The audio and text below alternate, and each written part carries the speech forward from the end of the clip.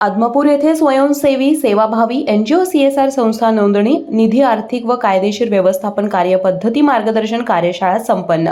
त्रिवेणी hotel Shri Balumama मंदिर शेजारी आदमापूर येथे महा एनजीओ डेव्हलपमेंट असोसिएशन अंतर्गत स्वयंसेवी सेवाभावी एनजीओ सीएसआर संस्था नोंदणी निधी आर्थिक व कायदेशीर व्यवस्थापन कार्यपद्धती मार्गदर्शन कार्यशाळा आयोजित केली होती। यामध्ये स्वयंसेवी एनजीओ संस्थेची बांधणीकरिता ही एक दिवसीय कार्यशाळा आयोजित केली। यामध्ये कोल्हापूर जिल्ह्यातील शेकडो स्वयंसेवी संस्थेने सहभाग नोंदवला होता।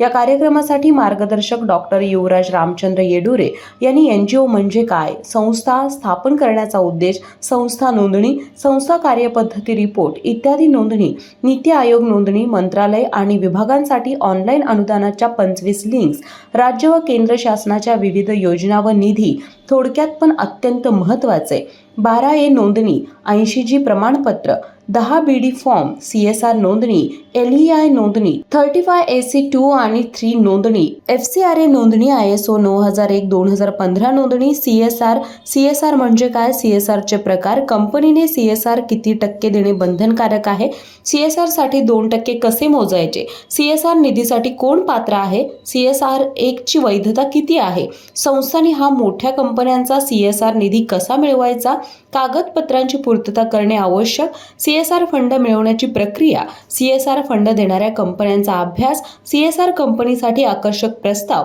सीएसआर कंपनीशी संपर्क, सीएसआर कायदेशीर बाबी आणि नेटवर्कचा उपयोग या संदर्भात माहिती दिली।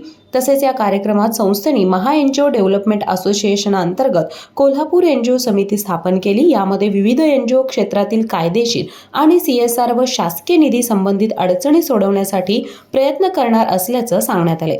यावेळी आभार संदीप बोते यांनी मांडले। यावेळी कोल्हापूर जिल्ह्यातील विविध सामाजिक संस्थेचे प्रतिनिधी उपस्थित होते। अशाच नवनवीन अपडेट पाहण्यासाठी आमच्या केके न्यूज चॅनेलला सबस्क्राईब करा।